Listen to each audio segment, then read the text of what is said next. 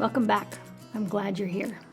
Having listened to the challenges and tensions that naturally occur between business and analytic teams, you're probably getting a sense of why analytic translators are so needed.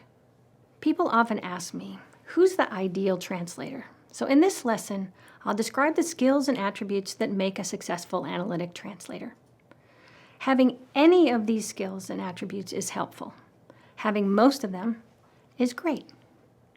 Remember, it's taken me 8 years of college and 35 years on the job to get this experience. So don't assume that you need all of these qualifications today. Some skills you may already have, others you'll learn in this course. And still others you may decide to develop over time. I'll categorize analytic translator qualifications into 3 different segments. Skills translators must master, areas in which translators need to be comfortable, and attributes that make translators good at what they do. So let's take the first category. Translators need strong expertise in 2 areas. First, analytic translators will need to be skilled listeners and communicators. Many of those skills will be introduced in this course, but they take practice. I still practice, and I work on these skills all the time. It's a lifetime effort. Second, translators must have strong analytical skills.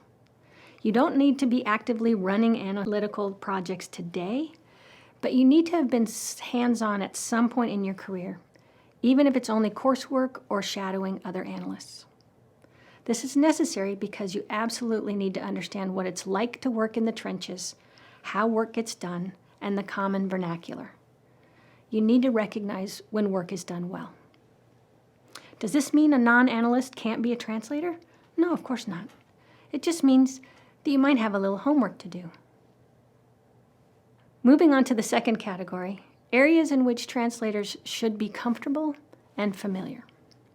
One of those is business acumen. This means that you need to understand how businesses run, what they face on a daily basis, how they make money, and what's important to the executives and managers. Learn by watching. Learn by asking. And the broader your experience, the better. Startups, big business, consulting, all of them have their own cultures. Seeing how these environments operate is very useful for the work that you will do. Additionally, you probably need to have comfort and experience synthesizing research. This means being able to find, read, digest, and synthesize what other researchers have done. Analytic translators use this to put analytic results in context. Essentially, you would be asking yourself, how does this result compare to what other people have found? Very valuable. Finally, let's look at the last category, attributes that are helpful. And I'll put them in the form of a question. Do you find yourself wanting to understand what's important to others and relate to their experience? That's empathy. It's helpful as a translator. Are you able to easily adjust your perspective and shift your thinking in an entirely different direction when circumstances change, as opposed to being really attached? That's adaptability, and something that you would need in the ever-changing business environment. Do you get excited about discovering new things and figuring out what might be causing a surprising result? That's curiosity, a genuine interest in the unknown, and that will really help you relate to analytics. Are you comfortable not being the expert, admitting that you don't know, letting other people take the lead? That's humility, and that is very helpful when you're working with a lot of smart people. The last one, I don't have a question for. It's credibility. I hesitated to include this because I don't want to discourage people early in their careers. But do you have sufficient bumps, bruises, and scars from past experiences to let people know you've been there?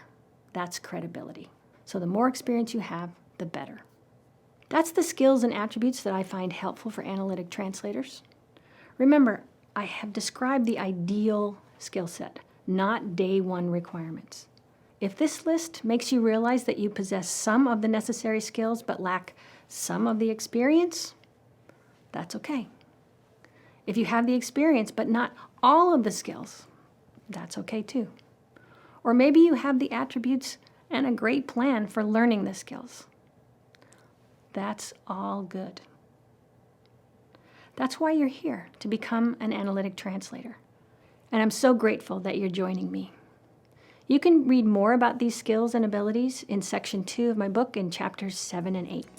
Thanks again. See you next time.